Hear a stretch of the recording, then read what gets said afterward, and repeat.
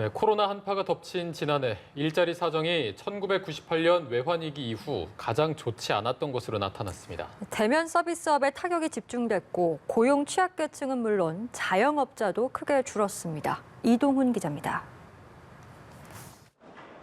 1년 내내 코로나에 시달렸던 지난해 고용시장. 사정이 이렇다 보니 재작년보다 취업자는 21만 8천 명 줄었습니다. 외환위기가 몰아친 1998년 이후 최대 감소폭입니다. 길거리에 줄을 잇는 임대 표시들이 보여주듯 타격은 대면 서비스업에 집중됐고 이 업종 취업이 많은 고용 취약계층의 타격이 특히 컸습니다.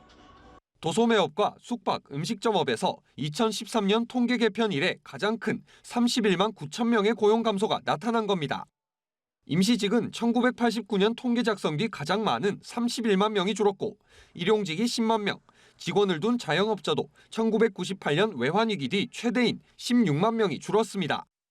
재정 일자리가 늘어난 60대 이상을 뺀 전 연령층에서 취업자가 줄어 고용률은 2013년 이후 최저치인 60.1%로 떨어졌습니다.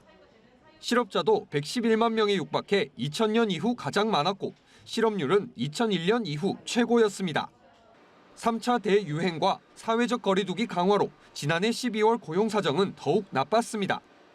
1년 전보다 취업자가 62만 8천 명 급감해 거의 22년 만에 가장 큰 감소폭을 기록한 겁니다. 연초에는 이게 아직 코로나 영향에 대한 부분이 업종별로 들어왔다 나왔다 이랬었는데 한 1년 정도 되어지면서 계속 누적되어 왔던 그런 업종들에서 훨씬 더 심화되어지지 않았나 그렇게 생각되어집니다. 정부는 1분기 직접 일자리 사업의 80%인 83만 명을 집중 채용하고 일자리 예산 38%를 조기 집행할 방침이지만 코로나19 종식 전까지 고용 한파를 멈추는 데는 한계가 있다는 평가입니다. 연합뉴스 TV 이동훈입니다.